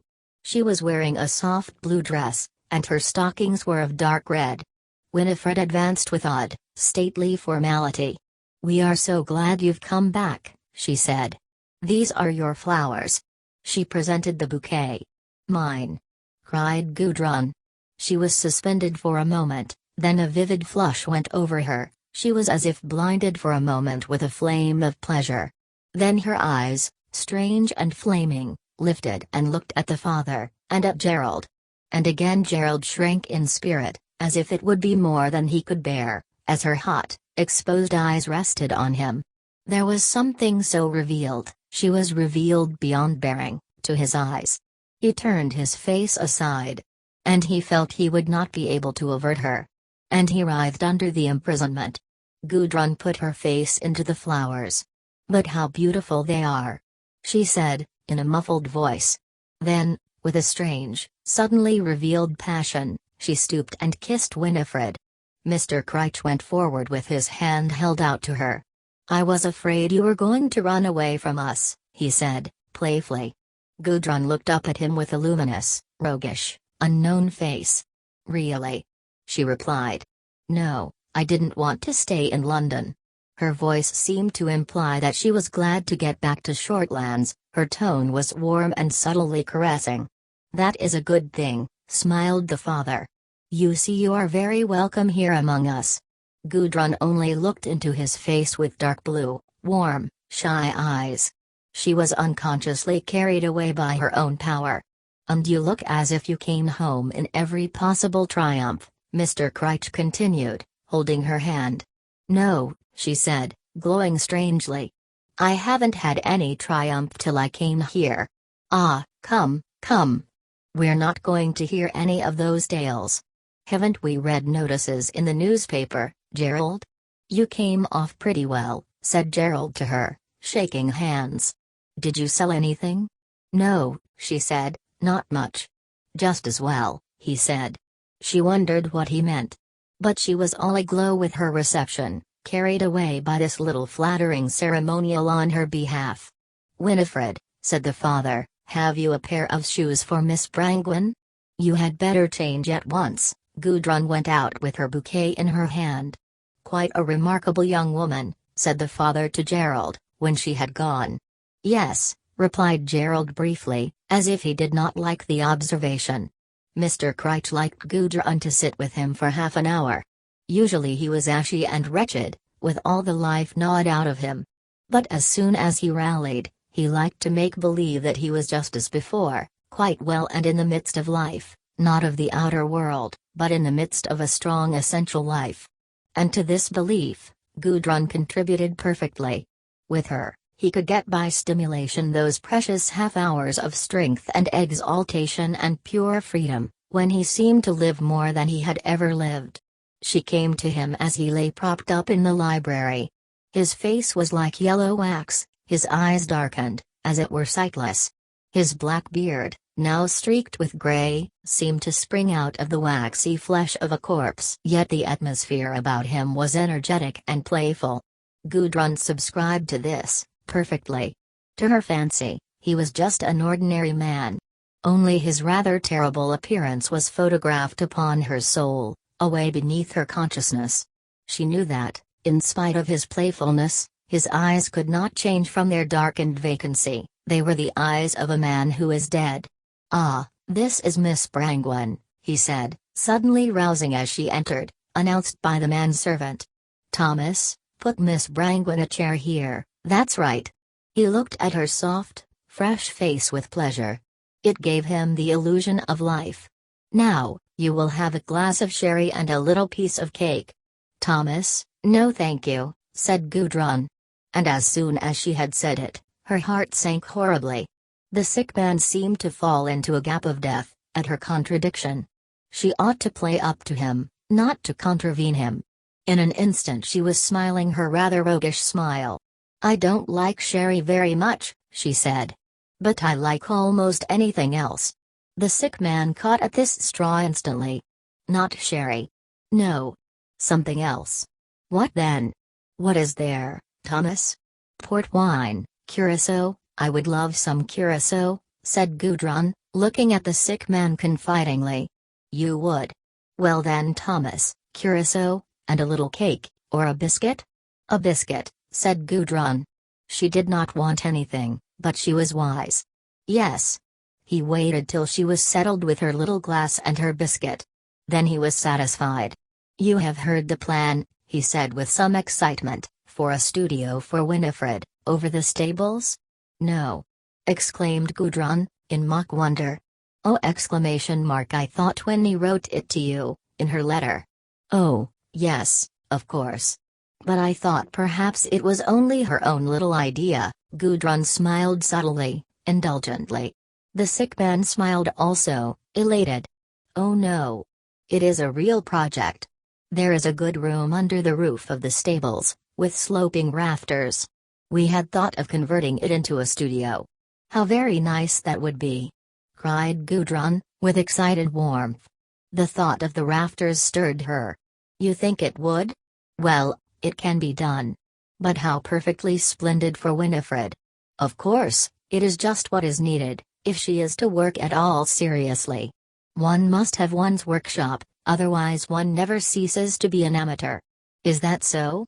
"Yes. Of course, I should like you to share it with Winifred." "Thank you so much."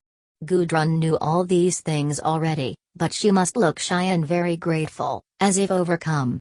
"Of course, what I should like best, would be if you could give up your work at the grammar school, and just avail yourself of the studio, and work there, well, as much or as little as you liked." He looked at Gudrun with dark, vacant eyes. She looked back at him as if full of gratitude. These phrases of a dying man were so complete and natural, coming like echoes through his dead mouth. "And as to your earnings, you don't mind taking from me what you have taken from the Education Committee, do you? I don't want you to be a loser." "Oh," said Gudrun, "if I can have the studio and work there, I can earn money enough, really I can." "Well," he said, pleased to be the benefactor, "we can see about all that." You wouldn't mind spending your days here? If there were a studio to work in, said Gudrun, I could ask for nothing better. Is that so? He was really very pleased. But already he was getting tired. She could see the grey, awful semi-consciousness of mere pain and dissolution coming over him again, the torture coming into the vacancy of his darkened eyes. It was not over yet, this process of death. She rose softly saying, Perhaps you will sleep. I must look for Winifred. She went out, telling the nurse that she had left him. Day by day the tissue of the sick man was further and further reduced, nearer and nearer the process came, towards the last knot which held the human being in its unity. But this knot was hard and unrelaxed, the will of the dying man never gave way. He might be dead in 9/10, yet the remaining 10th remained unchanged, till it too was torn apart. With his will he held the unit of himself firm, but the circle of his power was ever and ever reduced. It would be reduced to a point at last, then swept away. To adhere to life, he must adhere to human relationships, and he caught at every straw. Winifred, the butler, the nurse, Gudrun, these were the people who meant all to him, in these last resources. Gerald, in his father's presence, stiffened with repulsion. It was so, to a less degree, with all the other children except Winifred. They could not see anything but the death, when they looked at their father. It was as if some subterranean dislike overcame them. They could not see the familiar face, hear the familiar voice. They were overwhelmed by the antipathy of visible and audible death. Gerald could not breathe in his father's presence. He must get out at once. And so, in the same way, the father could not bear the presence of his son. It sent a final irritation through the soul of the dying man. The studio was made ready, Gudrun and Winifred moved in. They enjoyed so much the ordering and the appointing of it. And now they need hardly be in the house at all. They had their meals in the studio, they lived there safely. For the house was becoming dreadful. There were 2 nurses in white, flitting silently about, like heralds of death. The father was confined to his bed, there was a come and go of sotto voce sisters and brothers and children. Winifred was her father's constant visitor. Every morning, after breakfast, she went into his room when he was washed and propped up in bed, to spend half an hour with him. Are you better, Daddy? She asked him invariably. And invariably he answered, Yes, I think I'm a little better, pet. She held his hand in both her own, lovingly and protectively. And this was very dear to him. She ran in again as a rule at lunchtime, to tell him the course of events, and every evening, when the curtains were drawn, and his room was cozy, she spent a long time with him. Gudrun was gone home, Winifred was alone in the house, she liked best to be with her father. They talked and prattled at random, he always as if he were well, just the same as when he was going about. So that Winifred, with a child's subtle instinct for avoiding the painful things, behaved as if nothing serious was the matter. Instinctively, she withheld her attention, and was happy. Yet in her remoter soul, she knew as well as the adults knew, perhaps better. Her father was quite well in his make-believe with her. But when she went away, he relapsed under the misery of his dissolution. But still there were these bright moments, though as his strength waned, his faculty for attention grew weaker, and the nurse had to send Winifred away, to save him from exhaustion. He never admitted that he was going to die. He knew it was so, he knew it was the end. Yet even to himself he did not admit it. He hated the fact, mortally. His will was rigid. He could not bear being overcome by death. For him, there was no death. And yet, at times, he felt a great need to cry out and to wail and complain. He would have liked to cry aloud to Gerald, so that his son should be horrified out of his composure. Gerald was instinctively aware of this, and he recoiled, to avoid any such thing. This uncleanness of death repelled him too much. One should die quickly, like the Romans, one should be master of one's fate in dying as in living. He was convulsed in the clasp of this death of his father's, as in the coils of the great serpent of Laocoon.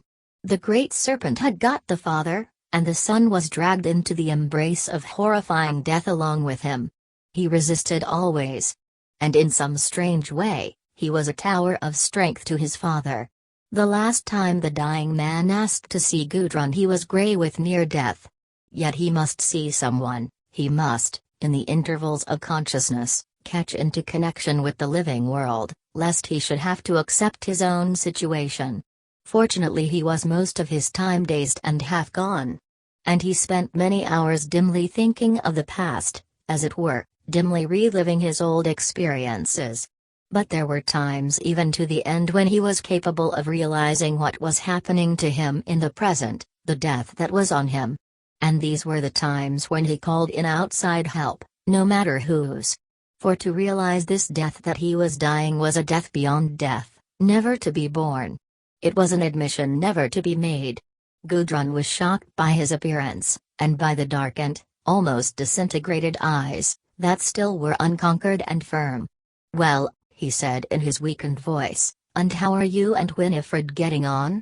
"Oh, very well indeed," replied Gudrun. There were slight dead gaps in the conversation, as if the ideas called up were only elusive straws floating on the dark chaos of the sick man's dying. "The studio answers all right?" he said. "Splendid. It couldn't be more beautiful and perfect," said Gudrun. She waited for what he would say next. "And you think Winifred has the makings of a sculptor?" It was strange how hollow the words were, meaningless. "I'm sure she has. She will do good things one day." "Ah. Then her life won't be altogether wasted, you think?" Gudrun was rather surprised. "Sure it won't," she exclaimed softly. "That's right." Again Gudrun waited for what he would say. "You find life pleasant, it is good to live, isn't it?" he asked, with a pitiful faint smile that was almost too much for Gudrun. "Yes," she smiled, she would lie at random, "I get a pretty good time, I believe." "That's right. A happy nature is a great asset." Again Gudrun smiled, though her soul was dry with repulsion. Did one have to die like this, having the life extracted forcibly from one, whilst one smiled and made conversation to the end? Was there no other way? Must one go through all the horror of this victory over death, the triumph of the integral will, that would not be broken till it disappeared utterly? One must, it was the only way. She admired the self-possession and the control of the dying man exceedingly. But she loathed the death itself. She was glad the everyday world held good, and she need not recognize anything beyond. "You are quite all right here? Nothing we can do for you? Nothing you find wrong in your position?" "Except that you are too good to me," said Gudrun. "Ah, well, the fault of that lies with yourself," he said, and he felt a little exultation, that he had made this speech. He was still so strong and living. But the nausea of death began to creep back on him, in reaction. Gudrun went away, back to Winifred. Mademoiselle had left, Gudrun stayed a good deal at Shortlands, and a tutor came in to carry on Winifred's education. But he did not live in the house, he was connected with the grammar school. One day, Gudrun was to drive with Winifred and Gerald and Birkin to town, in the car. It was a dark, showery day. Winifred and Gudrun were ready and waiting at the door. Winifred was very quiet, but Gudrun had not noticed. Suddenly the child asked, in a voice of unconcern, "Do you think my father's going to die, Miss Brangwen?" Gudrun started. "I don't know," she replied. "Don't you truly?" "Nobody knows for certain. He may die, of course." The child pondered a few moments, then she asked, "But do you think he will die?" It was put almost like a question in geography or science, insistent, as if she would force an admission from the adult. The watchful, slightly triumphant child was almost diabolical. "Do I think he will die?" repeated Gudrun. "Yes, I do." But Winifred's large eyes were fixed on her, and the girl did not move. "He is very ill," said Gudrun. A small smile came over Winifred's face, subtle and skeptical. "I don't believe he will," the child asserted, mockingly, and she moved away into the drive. Gudrun watched the isolated figure, and her heart stood still. Winifred was playing with a little rivulet of water, absorbedly as if nothing had been said. "I've made a proper dam," she said, out of the moist distance. Gerald came to the door from out of the hall behind. "It is just as well she doesn't choose to believe it," he said. Gudrun looked at him. Their eyes met, and they exchanged a sardonic understanding. "Just as well," said Gudrun. He looked at her again, and a fire flickered up in his eyes. "Best to dance while Rome burns, since it must burn, don't you think?" he said. She was rather taken aback. But, gathering herself together, she replied, "Oh, better dance than wail, certainly. So I think."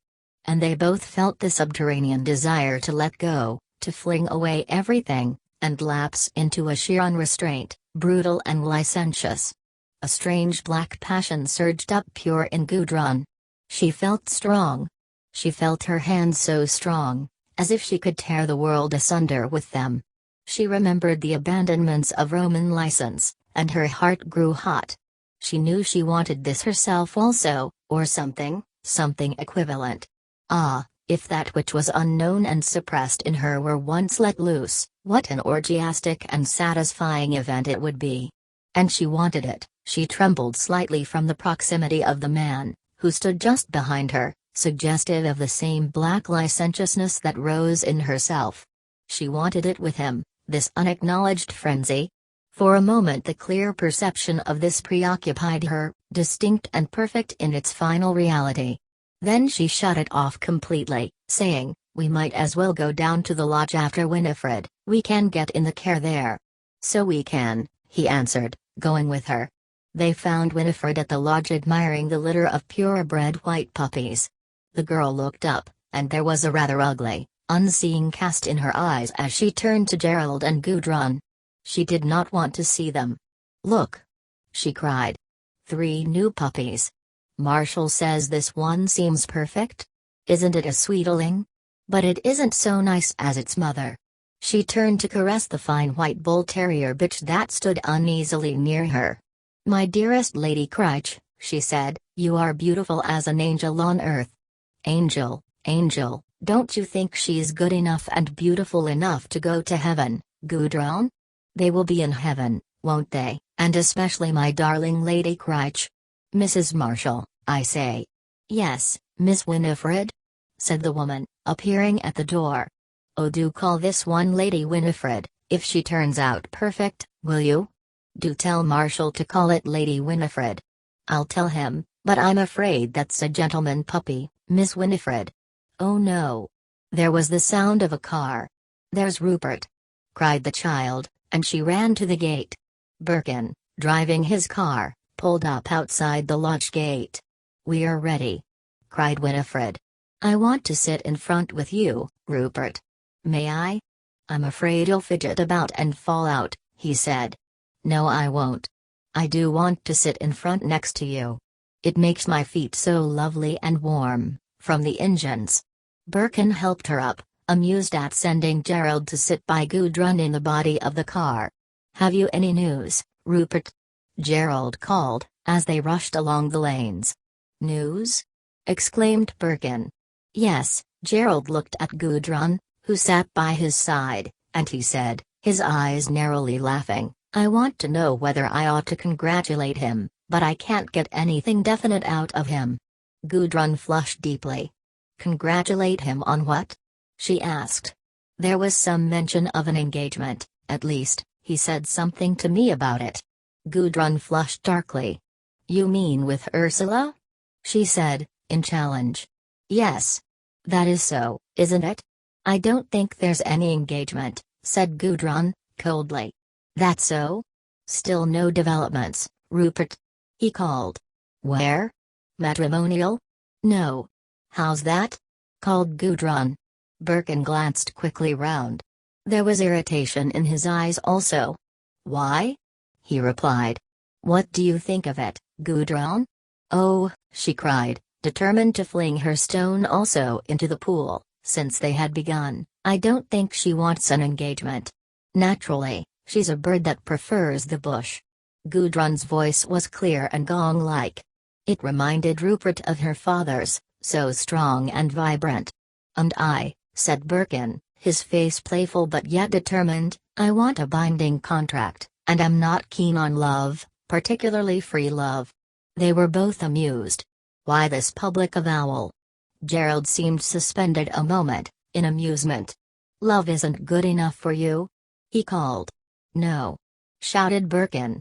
"Ha, well that's being over-refined," said Gerald, and the car ran through the mud. "What's the matter, really?" said Gerald, turning to Gudrun. This was an assumption of a sort of intimacy that irritated Gudrun almost like an affront. It seemed to her that Gerald was deliberately insulting her, and infringing on the decent privacy of them all. "What is it?" she said, in her high, repellent voice. "Don't ask me!" I know nothing about ultimate marriage, I assure you, or even penultimate. Only the ordinary unwarrantable brand," replied Gerald. "Just so, same here. I am no expert on marriage, and degrees of ultimateness. It seems to be a bee that buzzes loudly in Rupert's bonnet." "Exactly. But that is his trouble, exactly. Instead of wanting a woman for herself, he wants his ideas fulfilled. Which, when it comes to actual practice, is not good enough. Oh no. Best go slap for what's womanly in woman, like a bull at a gate." Then he seemed to glimmer in himself. "You think love is the ticket, do you?" he asked. "Certainly, while it lasts. You only can't insist on permanency," came Gudrun's voice, strident above the noise.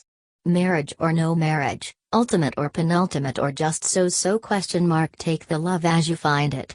As you please, or as you don't please," she echoed. "Marriage is a social arrangement, I take it, and has nothing to do with the question of love." His eyes were flickering on her all the time. She felt as he were kissing her freely and malevolently. It made the color burn in her cheeks, but her heart was quite firm and unfailing. "You think Rupert is off his head a bit?" Gerald asked. Her eyes flashed with acknowledgement. "As regards a woman, yes," she said, "I do. There is such a thing as two people being in love for the whole of their lives, perhaps. But marriage is neither here nor there, even then. If they are in love, well and good. If not, why break eggs about it?" "Yes," said Gerald. "That's how it strikes me. But what about Rupert? I can't make out, neither can he nor anybody. He seems to think that if you marry you can get through marriage into a third heaven, or something, all very vague. Very. And who wants a third heaven? As a matter of fact, Rupert has a great yearning to be safe, to tie himself to the mast." "Yes. It seems to me he's mistaken there too," said Gudrun. "I'm sure a mistress is more likely to be faithful than a wife, just because she is her own mistress. No, he says he believes that a man and wife can go further than any other two beings, but where, is not explained. They can know each other, heavenly and hellish, but particularly hellish, so perfectly that they go beyond heaven and hell, there it all breaks down, into nowhere. Into paradise, he says," laughed Gerald. Gudrun shrugged her shoulders. "Fame and fiche of your paradise," she said. "Not being a Mohammedan," said Gerald. Birkin sat motionless, driving the car, quite unconscious of what they said. And Gudrun, sitting immediately behind him, felt a sort of ironic pleasure in thus exposing him. "He says," she added, with a grimace of irony, "that you can find an eternal equilibrium in marriage, if you accept the unison, and still leave yourself separate, don't try to fuse." "Doesn't inspire me," said Gerald. "That's just it," said Gudrun. "I believe in love, in a real abandon, if you're capable of it," said Gerald. "So do I," said she. "And so does Rupert, too, though he is always shouting." "No," said Gudrun. "He won't abandon himself to the other person. You can't be sure of him. That's the trouble, I think. Yet he wants marriage." "Marriage, et puis. L'apparatus," mocked Gudrun. Birkin, as he drove, felt a creeping of the spine, as if somebody was threatening his neck. But he shrugged with indifference. It began to rain. Here was a change. He stopped the car and got down to put up the hood.